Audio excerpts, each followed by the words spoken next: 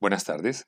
En esta ocasión vamos a abordar un libro que se llama La inteligencia emocional, porque es más importante que el cociente intelectual. El autor es Daniel Goleman y este video estará enfocado en la introducción y la primera parte de este libro. Daniel Goleman es un investigador, psicólogo y periodista norteamericano, trabaja en la Universidad de Harvard. Es un libro que aunque lleva mucho tiempo en el mercado, vale la pena comprarlo y leerlo. Empecemos entonces con la introducción y la primera parte. El libro inicia con una reflexión. Cualquiera puede ponerse furioso, eso es fácil, pero estar furioso con la persona correcta, en la intensidad correcta, en el momento correcto, por el motivo correcto y de la forma correcta, eso sí no es fácil. A lo largo del libro, Daniel Goleman presenta muchos ejemplos. Inicia con este.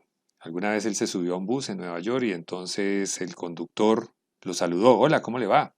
Y a medida que iban avanzando, el conductor iba contándole a sus pasajeros lo que estaban viendo a medida que transitaban y cuando alguien se bajaba le decía hasta pronto, que tenga un buen día. Eso le sorprendió porque eso contrasta bastante con las noticias sobre tiroteos, asesinatos, golpizas, suicidios, etcétera, que por lo general son resultado de emociones fuera de control, es decir, de ineptitud emocional. Gracias a los avances científicos, hoy se puede comprender mejor cómo es que funciona nuestro cerebro y cómo las partes más primitivas del mismo nos mueven a hacer la guerra o a hacer el amor. ¿Qué factores entran en juego cuando en ocasiones vemos personas con elevado cociente intelectual, pero que no logran sus metas, comparadas con personas con menor cociente intelectual, pero que se desempeñan sorprendentemente bien y hasta logran más fácilmente sus metas en la vida? Para Daniel Goleman, la diferencia puede estar en la inteligencia emocional, que incluye autodominio, persistencia y la capacidad de motivarse a uno mismo. Existe una relación entre sentimiento, carácter e instintos morales. Quienes están a merced del impulso, los que carecen de autodominio, padecen de una deficiencia moral. La capacidad de controlar el impulso es la base de la voluntad y el carácter. El propósito de este libro es comprender qué significa proporcionar inteligencia a la emoción y cómo hacerlo. La primera parte habla del cerebro emocional e inicia con el tema de ¿para qué son las emociones? Los sociobiológicos señalan el predominio del corazón sobre la cabeza en momentos cruciales. Por ejemplo, solo la urgencia de salvar a un hijo podría llevar a un padre a pasar por alto el impulso de la supervivencia personal. Desde el punto de vista del intelecto, su sacrificio personal es indiscutiblemente irracional. Desde el punto de vista del corazón, es la única elección posible, porque es salvar a su hijo. ¿Para qué son las emociones? Nuestras emociones nos guían cuando se trata de enfrentar momentos difíciles. Cada emoción ofrece una disposición definida a actuar. Cada una de ellas nos señala una dirección que en el pasado funcionó muy bien para ocuparse de los desafíos repetidos de la vida humana. Cuando se trata de dar forma a nuestras decisiones y a nuestras acciones, los sentimientos cuentan tanto como el pensamiento y a veces más. Cuando las pasiones aplastan la razón, el primer ejemplo que sobre esto pone Goleman es una situación bastante trágica. Matilda, una niña de 14 años, le dijo a sus padres que se quedaría esa noche en casa de unos amigos. Cuando sus padres llegaron de cine, escucharon un ruido extraño en la habitación principal y se asustaron. Rápidamente el papá buscó su pistola y se dirigió al cuarto a investigar. Matilda quiso hacerle una broma a su papá y cuando iba entrando a la habitación saltó bruscamente del armario saltando y gritando ¡Bu! El padre instintivamente disparó al sentirse en peligro. Desgraciadamente, esa niña murió 12 horas más tarde por el tiro que recibió en el cuello. Revisé la información en internet y evidentemente la noticia existe.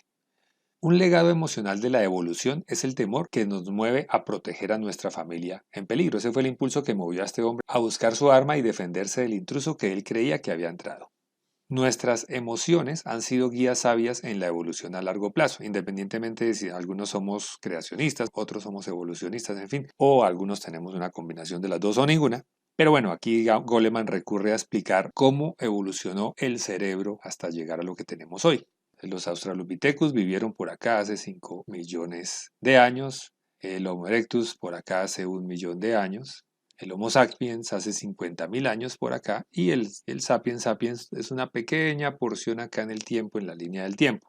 Es como aquí está la línea del tiempo y por acá este pedacito es lo que significa o lo que representa los últimos 50.000 años del ser humano sobre la Tierra. El cerebro ha ido creciendo y ha pasado, por ejemplo, de tener una capacidad craneal de 400 centímetros cúbicos hasta llegar a una capacidad craneal de 1500 centímetros cúbicos. Y el cerebro, pues primero se formó la parte acá reptil, luego esta parte y luego ya la parte aquí, la neocorteza, que es donde está el pensamiento, la planeación, la solución de problemas. Nuestras emociones han sido guías sabias en la evolución a largo plazo, pero las nuevas realidades que la civilización presenta han surgido con tanta rapidez que la lenta marcha de la evolución no puede mantener el mismo ritmo. Entonces el código de Hammurabi, los 10 mandamientos de los hebreos, etcétera, pueden interpretarse como intentos por dominar, someter y domesticar la vida emocional. Sin embargo, a pesar de estas limitaciones sociales, las pasiones aplastan a la razón una y otra vez. Las lentas y deliberadas fuerzas de la evolución que han dado forma a nuestras emociones han hecho su trabajo en el curso de 1.000.000 de años. Los últimos 10.000 años han dejado pocas huellas en las plantillas biológicas de nuestra vida emocional. En resumen, con demasiada frecuencia nos enfrentamos a dilemas posmodernos con un repertorio emocional adaptado a las urgencias del Pleistoceno. Ya sabemos que antes había que huir, escapar de fieras enormes, etcétera. La vida era muy difícil y entonces fue necesario que el cerebro se adaptara a eso y sobrevivieron los que lograron adaptarse a esas situaciones. Cuando las pasiones aplastan la razón, impulsos para la acción. Un ejemplo, alguien iba conduciendo por una vía cuando una tormenta de nieve cubrió el camino y luego un remolino de nieve no dejaba ver nada. La ansiedad se convirtió para esa persona en miedo absoluto, por lo tanto se detuvo a un costado del camino y esperó. Media hora más tarde la nieve cesó, la visibilidad se normalizó y él retomó el camino. Pero pocos minutos más tarde vio como una ambulancia ayudaba a una persona que había chocado con otro automóvil y estaba con algunas lesiones. Es decir, el temor lo llevó a ser cauto en este caso. Igual ocurre cuando un conejo paralizado de terror ve pasar un zorro. En esencia, todas las emociones son impulsos para actuar, planes instantáneos para enfrentarnos a la vida que la evolución nos ha inculcado. En toda emoción implícita hay una tendencia a actuar. Veamos eso. Cada emoción prepara al organismo para una clase distinta de respuesta. Si alguien tiene ira, la sangre le fluye a las manos, aumenta su ritmo cardíaco y el flujo de adrenalina, y eso le da fuerza para originar una acción vigorosa como luchar. Alguien con miedo, su rostro se pone pálido, especialmente porque la sangre va a nutrir las piernas, los músculos más grandes del cuerpo. El cuerpo se congela, así sea por un instante, y eso se da porque hay unas hormonas que ponen el cuerpo en alerta general para la acción, congelarse, huir o esconderse. Alguien que está experimentando felicidad va a tener una inhibición de sentimientos negativos y mayor energía disponible, va a sentir tranquilidad y va a tener la disposición y el entusiasmo para cualquier tarea que se presente y para esforzarse a conseguir objetivos. El sentimiento del amor, sentimientos de ternura y satisfacción sexual causan una respuesta de relajación y generan un estado de calma y satisfacción, facilitando la cooperación. Cuando alguien se sorprende, levanta las cejas y esto aumenta la luz que llega a las retinas y logra mayor visibilidad. Esto ayuda a distinguir mejor lo que está ocurriendo e idear el mejor plan de acción. Si alguien tiene una expresión de disgusto, frunce la nariz y la boca para bloquear las fosas nasales, seguramente para evitar algún olor nocivo o escupir un alimento perjudicial. Y la tristeza, una función de la tristeza es ayudar a adaptarse a una pérdida significativa. Vuelve más lento el metabolismo y disminuye la energía. ¿Para qué sirve esto? Este aislamiento introspectivo crea la oportunidad de llorar por una pérdida o una esperanza frustrada, comprender las consecuencias que tendrá y planificar un nuevo comienzo. Es decir, cada emoción prepara al organismo para una clase distinta de respuesta. Dice Goleman que tenemos dos mentes y pone el ejemplo de una amiga contándole a otra que su divorcio había sido una separación dolorosa. Le contaba los meses de peleas por la casa, el dinero y los hijos, pero luego de unos meses decía que le gustaba estar sola. No pienso más en él, realmente no me importa, decía mientras al tiempo los ojos se le llenaron de lágrimas. Las lágrimas eran fruto de la mente emocional. Lo que decía era fruto de la mente racional. O sea, tenemos dos mentes, una que piensa, la mente racional, que reflexiona, analiza y medita, y otra que siente, que es el sistema de conocimiento impulsivo, aunque a veces es ilógico. Cuanto más intenso es un sentimiento, más dominante se vuelve la mente emocional y más ineficaz la racional. Ya lo decía nuestro amigo Gilberto. Cuando ella llega siempre suelo perder el control. La conciencia me dice que no la debo querer. Y el corazón me grita que sí debo. Ahí está. La conciencia me frena y el corazón me empuja. Esto parece surgir de la ventaja evolutiva de que las emociones y las intuiciones guían nuestra respuesta o guiaban nuestra respuesta instantánea en situaciones en las que la vida estaba en peligro y en las que detenerse a reflexionar sobre lo que hay que hacer podría costar la vida. En general, estas dos mentes operan en armonía, coordinadas, pero cuando aparecen las pasiones, la balanza se inclina. Es la mente emocional la que domina y aplasta a la mente racional. ¿Cómo creció el cerebro? El cerebro humano tiene un tamaño aproximadamente 3 veces mayor que los parientes más cercanos en la escala evolutiva. En el curso de millones de años de evolución, el cerebro ha crecido de abajo hacia arriba acá. La parte más primitiva del cerebro es el tronco cerebral, acá, que rodea la parte superior de la médula espinal. Esta raíz cerebral regula las funciones vitales básicas como la respiración y el metabolismo de los otros órganos del cuerpo. además de controlar las reacciones y los movimientos estereotipados. Este cerebro primitivo contiene reguladores preprogramados que mantienen al organismo funcionando y reaccionando de una forma que asegura la supervivencia. Fue el cerebro predominante en la era de los reptiles. Los reptiles tenían ese cerebro. Millones de años más tarde evolucionó el cerebro pensante o neocorteza que formó las capas superiores. El cerebro emocional existió mucho antes que el racional. Entonces acá se formaron después las capas superiores. Con la llegada de los primeros mamíferos aparecieron esas capas clave del cerebro emocional. Se les llamó sistema límbico. Acá está el sistema límbico, el reptílico y luego el límbico. Cuando estamos dominados por el anhelo o la furia, trastornados por el amor o retorcidos por el temor, es el sistema límbico el que nos domina. A medida que evolucionaba el sistema límbico refinó dos herramientas poderosas, aprendizaje y memoria, avances que permitían a un animal ser mucho más inteligente en sus elecciones con respecto a la supervivencia y pasar de reacciones invariables y automáticas, que eran las que tenían el cerebro reptílico, a adaptarse a las cambiantes demandas. Si un alimento provocaba enfermedad, la siguiente ocasión lo evitaba. Hace aproximadamente 100 millones de años el cerebro de los mamíferos se desarrolló y sobre la parte superior de la delgada corteza de dos capas, las zonas que planifican, comprenden lo que se percibe y coordinan el movimiento, se añadieron varias capas nuevas de células cerebrales que formaron la neocorteza. Esta parte de acá es la neocorteza. La neocorteza es el asiento del pensamiento, permite trazar estrategias, planificar a largo plazo, entre otras. El triunfo del arte, la civilización y la cultura son fruto de la neocorteza. Este nuevo añadido al cerebro permitió agregar una matiz a la vida emocional, por ejemplo el amor. Las estructuras límbicas generan sentimientos de placer y deseo sexual, pero el agregado de la neocorteza y sus conexiones con el sistema límbico, la relación entre estas dos, permitieron que surgiera el vínculo madre-hijo, que es la base del compromiso a largo plazo de la crianza que hace posible el desarrollo humano. Por ejemplo, los reptiles que no tienen esto carecen de afecto maternal, por eso cuando sus crías salen del huevo deben ocultarse para evitar ser devoradas.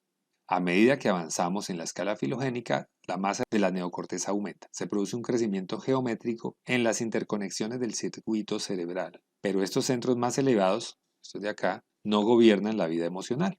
En emergencias emocionales se remiten al sistema límbico. Lo anterior era la introducción. La primera parte del libro se llama El cerebro emocional. Pasamos ahora a el tema de anatomía de un asalto emocional. Daniel Goleman recurre a un ejemplo.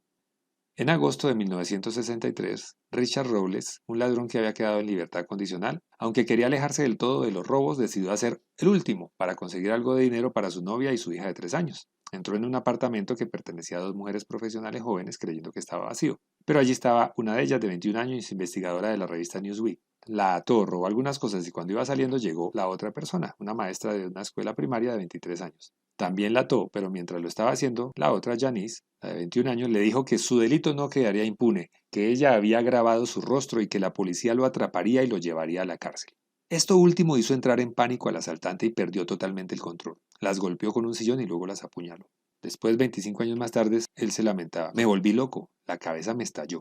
Estos estallidos emocionales son asaltos nerviosos. En esos momentos, un centro límbico declara una emergencia y recluta el resto del cerebro para su urgente orden del día. El asalto se produce en un instante, desencadenando esta reacción unos decisivos instantes antes de que la neocorteza, el cerebro pensante, haya podido vislumbrar plenamente lo que está ocurriendo y decidir si es o no una buena idea. Cuando esto ocurre, normalmente las personas tienen la sensación de no saber qué les ocurrió. Estos asaltos nos pasan con alguna frecuencia. Cuando uno estalla con alguien, la pareja, un familiar o el conductor de otro vehículo, y luego recupera la calma y piensa y dice: oiga, fue injustificado o desproporcionado lo que hice, mi reacción fue exagerada. El asiento de toda pasión es la amígdala. No, no esta amígdala, esta amígdala. Esta es la amígdala, está aquí ubicada, es como una almendra, es parecido al tamaño de una almendra. La amígdala es la especialista en los asuntos emocionales. Si la amígdala quedara separada del resto del cerebro, el resultado sería una notable incapacidad para apreciar el significado emocional de los acontecimientos. La amígdala actúa como depósito de la memoria emocional, de las emociones más fuertes. Además del afecto, de la amígdala dependen todas las pasiones o todas las emociones. En los humanos, las lágrimas son desencadenadas por la amígdala. Un abrazo, unas caricias o cualquier otro tipo de consuelo alivia esas regiones cerebrales, interrumpiendo el llanto. Joseph Ledoux, neurólogo de la Universidad de Nueva York, fue el primero en descubrir el papel clave que juega la amígdala en el cerebro emocional. Él explicaba cómo la amígdala puede ejercer el control sobre lo que hacemos incluso mientras el cerebro pensante, la neocorteza, está intentando tomar una decisión.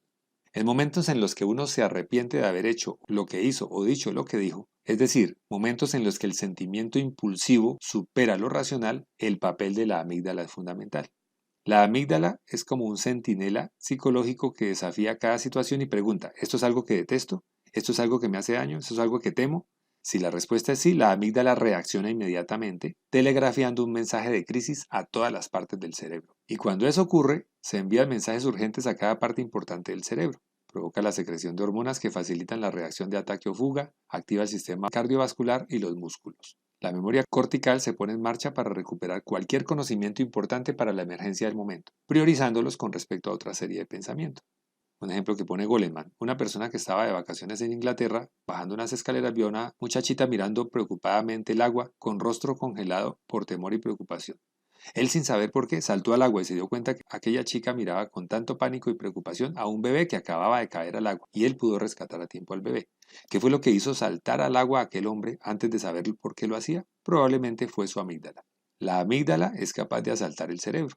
Las señales sensoriales del ojo y del oído viajan primero en el cerebro al tálamo y luego, mediante una única sinapsis, a la amígdala. Una segunda señal del tálamo se dirige a la neocorteza, el cerebro pensante. Esta bifurcación permite a la amígdala empezar a responder antes que la neocorteza. Una persona que se asusta por algo recibe la información y esta información va por un camino más corto a la amígdala. Este descubrimiento echa por tierra la noción de que la amígdala debe depender totalmente de las señales de la neocorteza para formular sus reacciones emocionales. La amígdala puede desencadenar una respuesta emocional a través de esa ruta de emergencia. La amígdala parece grabar en la memoria la mayoría de los momentos de fuerte despertar emocional. Tal vez por eso es más probable que recordemos, por ejemplo, a dónde fuimos en una primera cita o qué estábamos haciendo cuando nos enteramos que habían derribado las Torres Gemelas. Bueno, en realidad el libro de Goleman pone otro ejemplo más viejo, pero funciona igual con el caso de las Torres Gemelas. Las experiencias que más nos asustan o nos estremecen en la vida están entre nuestros recuerdos más imborrables. Esto significa que el cerebro tiene dos sistemas de memoria, uno para los datos corrientes y otro para los que tienen carga emocional. Un sistema especial para recuerdos emocionales era muy útil en tiempos de supervivencia para recordar vívidamente lo que los amenazaba o lo que les producía placer. Pero los recuerdos emocionales hoy en día pueden ser unas guías defectuosas. El mensaje urgente que envía la amígdala es a menudo anticuado en el mundo social actual en que habitamos los seres humanos. Como depósito de la memoria emocional, la amígdala explora la experiencia comparando lo que está sucediendo ahora con lo que sucedió en el pasado. Y la respuesta puede ser anticuada porque muchos poderosos recuerdos emocionales se remontan a los primeros años de vida. Y son años en los cuales pudimos haber sufrido algún tipo de negligencia en nuestro cuidado. Una razón por la que podemos quedar tan desorientados por nuestros estallidos emocionales es porque a menudo datan de una época temprana de nuestra vida cuando las cosas eran desconcertantes y aún no teníamos las palabras para comprender los acontecimientos. Este es un artículo del 2013 que encontré que refuerza esa idea. Otro ejemplo, cuando las emociones son rápidas y poco precisas. Una persona durmiendo y a las 3 de la mañana él siente que un objeto se estrelló contra un extremo del techo de la habitación, entonces él salta de la cama, sale corriendo pensando que es el cielo raso que se va a caer. Luego va y mira y se da cuenta que era una caja que estaba mal puesta. Saltar de la cama mientras la persona estaba medio dormida ilustra el poder de la amígdala en momentos vitales antes de que la neocorteza tenga tiempo de registrar plenamente lo que está sucediendo. El camino de emergencia desde el ojo o el oído al tálamo y a la amígdala es crucial. Ahorra tiempo en una emergencia cuando se necesita una respuesta instantánea. Ese camino rápido es una señal no elaborada, apenas suficiente como advertencia. En términos de evolución, el valor de esta ruta para la supervivencia debió haber sido grande, permitiendo una opción de respuesta rápida para reaccionar ante posibles peligros. Gran parte de la vida mental de las aves, los peces y los reptiles gira en torno a él, pero en la vida emocional humana esta imprecisión puede tener consecuencias desastrosas para nuestras relaciones con otras personas. Mientras la amígdala trabaja preparando una reacción ansiosa e impulsiva, otra parte del cerebro emocional permite una respuesta más adecuada y correctiva. El ejemplo que pone Daniel Goleman es que una niña llamada Jessica de 7 años iba a pasar su primera noche en la casa de su mejor amiga. La madre estaba muy nerviosa pero quería que su hija no notara su ansiedad. A las 11 de la noche, cuando la señora se disponía a acostarse, sonó el teléfono, dejó caer el cepillo de dientes y corrió a contestar el teléfono. Su corazón latía fuertemente y por su mente pasaban imágenes de que su hija estaba en peligro. Levantó rápidamente el auricular y gritó «¡Jessica!». Entonces escuchó a una mujer que decía «Disculpe, creo que me equivoqué de número». Enseguida, la mamá de Jessica recuperó la serenidad y con voz amable preguntó «¿A qué número está marcando?». Ese es un ejemplo de cómo la amígdala trabajó primero con una reacción ansiosa e impulsiva y que ya después con más calma pudo reaccionar la neocorteza. Es decir, la corteza prefrontal parece entrar en acción cuando alguien siente miedo o rabia. Esto me hace recordar que a veces algunos políticos utilizan el miedo para lograr más adeptos, porque seguramente han descubierto que el miedo puede ser una herramienta muy útil para que las personas actúen de manera más impulsiva que racional. Eso no lo dice Goleman, pero solamente lo recordé. Y lo que se busca es una armonía entre emoción y pensamiento. Cuando nos sentimos emocionalmente alterados, sentimos que no podemos pensar correctamente. Eso se debe a que las emociones tienen el poder de alterar el pensamiento. Los neurólogos utilizan el término memoria operativa para la capacidad de atención que toma en cuenta los datos esenciales para completar un problema o una tarea determinados. La corteza prefrontal es la zona del cerebro responsable de la memoria operativa, pero los circuitos existentes desde el cerebro límbico a los lóbulos prefrontales significan que las señales de emoción intensa, como la ansiedad, la ira y otras similares, pueden crear interferencias nerviosas saboteando la capacidad del lóbulo prefrontal para mantener la memoria operativa. La perturbación emocional constante puede crear carencias en las capacidades intelectuales de un niño, deteriorando la capacidad de aprender. No porque su intelecto sea deficiente, sino porque su control sobre la vida emocional está deteriorado. Aquí lo ven ustedes en este artículo que encontré del 2013. ¿Cuál es el papel de las emociones en la toma de decisiones más racional? Se encontró que pacientes que tienen dañado el circuito de la zona prefrontal amígdala no muestran el más mínimo deterioro en su cociente intelectual, pero tienen degradada su capacidad de tomar decisiones. Hacen elecciones desafortunadas en los negocios y en su vida personal. Las decisiones de estas personas son tan erróneas porque han perdido acceso a su aprendizaje emocional. El intelecto no puede operar de manera óptima sin la inteligencia emocional. No se trata de que queramos suprimir la emoción y colocar en su lugar la razón, sino encontrar el equilibrio inteligente entre ambas. El nuevo paradigma nos obliga a armonizar cabeza y corazón. Para eso es necesario comprender qué significa utilizar la emoción de manera inteligente. Y eso es lo que contiene la segunda parte del libro de Goleman. La segunda parte se llama La naturaleza de la inteligencia emocional. Hasta pronto.